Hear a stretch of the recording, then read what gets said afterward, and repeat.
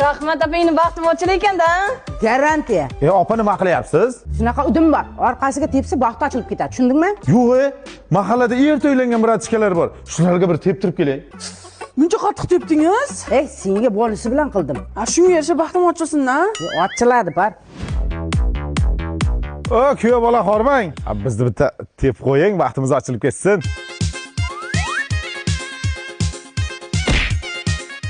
Bizga o'xshab yuring.